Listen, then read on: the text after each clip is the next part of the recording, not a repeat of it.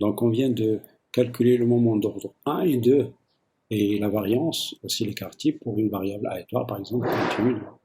L'exemple a été donné avant. Maintenant, nous allons présenter, comme dans le cas discret, d'accord, quelques lois de probabilité qui sont continues, d'accord.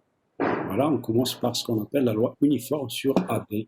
On avait, dans le cas discret, rappelez-vous, on avait parlé de loi de probabilité uniforme sur un espace X fini, X1, X2 jusqu'à Xn. Maintenant, on est en train de parler dans le cas continu, donc on parle de loi uniforme sur un intervalle AB, A strictement plus petit que B. Alors on dit qu'une variable aléatoire continue X est uniforme sur AB, ou elle possède la loi uniforme sur AB. Parfois on l'appelle aussi loi rectangulaire sur AB. C'est pas grave, rectangulaire, parce que si vous représentez graphiquement cette densité, vous allez trouver un rectangle. Peu importe. On dit qu'une variable aléatoire continue est uniforme sur AB si et seulement si sa densité de probabilité est donnée par cette expression. Donc, quand j'ai une variable aléatoire qui possède une densité sous cette forme-là, on dit que la variable est uniforme sur AB ou bien obéit à la loi uniforme sur l'intervalle AB. Alors, qu'est-ce que ça veut dire cette notation? Ça veut dire la chose suivante. C'est que f de x, quand le x est dans l'intervalle AB, elle vaut une constante qui est 1 sur b moins a. Ça veut dire c'est une constante sur l'intervalle AB. Elle vaut 1 sur b moins. Et quand on sort de l'intervalle AB, attention ici, x n'appartient pas. Il y a une petite erreur ici. D'accord? X n'appartient pas à AB. Quand on sort de AB, quand le x n'est pas dans AB, f est nul. D'accord? Attention, 0 si x n'appartient pas. D'accord? N'appartient pas. N'appartient pas à AB. Donc il y a une petite erreur ici. Bon. Alors nous allons adopter cette notation-là. Si on adopte, si vous voulez, cette notation-là, la notation suivante, ça veut dire, on va noter un indice A. A, c'est un ensemble. X, c'est une variable. Alors, ou un élément, si vous voulez. D'accord? Si ce X-là, cet élément, il appartient à A, alors le 1A de X est égal à 1. D'accord? Si X est dans A. Maintenant, si X n'appartient pas à A, c'est-à-dire si X n'appartient pas à A, le 1A de X égale à 0. C'est ce qu'on appelle la fonction indicatrice de l'ensemble A. Elle vaut 1 lorsqu'on est dans A, et elle vaut 0 lorsqu'on sort de A. C'est ça ce que ça signifie. Alors, en adoptant cette notation-là, cette fonction f peut s'écrire sous cette forme condensée. D'accord? Où on a mis ici l'indicatrice de AB de x. Ce AB-là, d'accord? Il joue le rôle de ce A-là. Et ce x, donc, il est là. D'accord? Donc, regardez, si mon x est dans AB, ça c'est égal à 1, d'après ça. D'accord? Si mon x est dans AB, ça c'est égal à 1. Alors, quand ça c'est égal à 1, ma fonction elle vaut 1 sur b moins. C'est le cas. D'accord? Si x est dans AB, ma fonction vaut 1 sur b. 1 sur b moins. Alors maintenant, si x n'est pas dans AB, il est à l'extérieur, ça c'est égal à 0. Ça veut dire, je suis dans ce cas-là. D'accord? Si mon x n'est pas dans AB, donc ça c'est égal à 0, fois ça c'est 0, donc ma fonction est nulle. Quand je ne suis pas dans A. Ça c'est n'appartient pas. Il y a une erreur ici, hein. N'appartient pas à AB. Lorsque je ne suis pas dans AB, donc c'est 0. Voilà donc une variable aléatoire uniforme sur l'intervalle AB, c'est une variable aléatoire dans la fonction densité qui possède la fonction densité f qui s'écrit sous cette forme, qu'elle est constante 1 sur b moins a sur l'intervalle AB et qu'elle est nulle en dehors de AB. Alors comment on note cette variable aléatoire? X tilde U pour dire uniforme de l'intervalle AB. C'est-à-dire x est une variable aléatoire uniforme sur l'intervalle AB. Alors une autre loi, par exemple la loi exponentielle. Alors la loi exponentielle de paramètre lambda, toujours dans le cas continu, d'accord?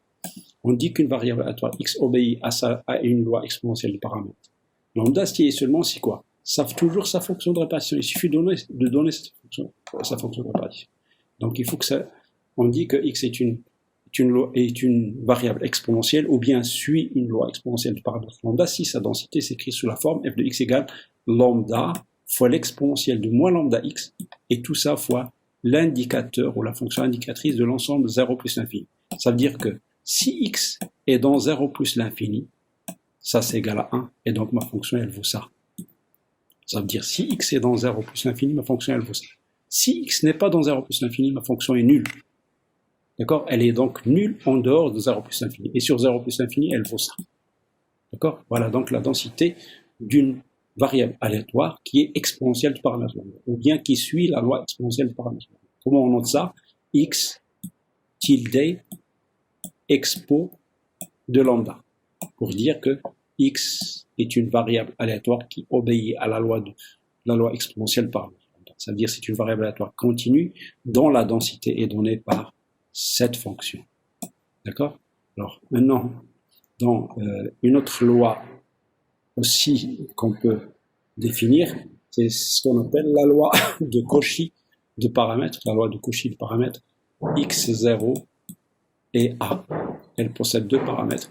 x0, c'est un réel quelconque, on n'a rien sur le x0, et le a, il doit être positif.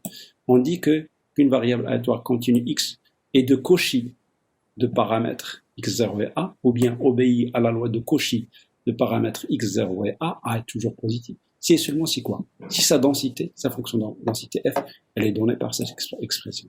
Ça, c'est l'expression d'une densité de Cauchy qui est à deux paramètres. Le paramètre x0, c'est un réel quelconque. Le paramètre a qui est là et qui est là aussi, c'est un réel qui est strictement positif. D'accord?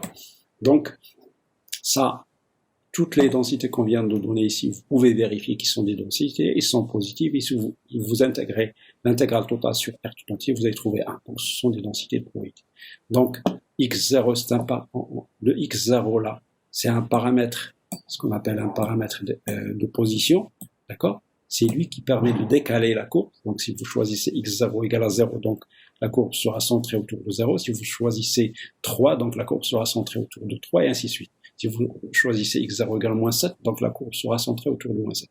Donc, il permet de décaler la courbe de f, à droite ou à gauche. D'accord? Par contre, le a, c'est un paramètre d'échelle. Il joue sur quoi? Il joue sur la bosse de la loi. Si vous présentez cette fonction par un logiciel en fixant un a et un x0, vous allez trouver une fonction en cloche. C'est une fonction qui est continue en cloche, d'accord? Et donc, la bosse, elle est soit grande, soit petite. Qui définit la taille de la cloche? C'est le a. Ça veut dire plus a est peut-être grand, plus la cloche est faible, et en bas, plus a est grand, plus la cloche est pointue. D'accord? Donc, c'est un paramètre, ce qu'on appelle un paramètre d'échelle. Alors, comment on noter une variable aléatoire qui suit une loi de Cauchy du paramètre x0? Comme ça. C'est x obéit, sim, d'accord? Ou bien tilde, d'accord? C'est pour dire Cauchy, et les paramètres x0 et a. Alors, pourquoi on a donné cette loi-là? Cette loi de Cauchy, elle n'a pas de moment. Ça veut dire qu'elle ne possède aucun moment d'aucun ordre. Elle ne possède ni espérance, ni variance, ni moment d'ordre 1, ni d'ordre 2, d'ordre 3. Aucun ordre. D'accord? Donc, c'est un cas particulier d'une loi qui est un peu spéciale. Voilà, donc on arrête là toujours pour question de volume.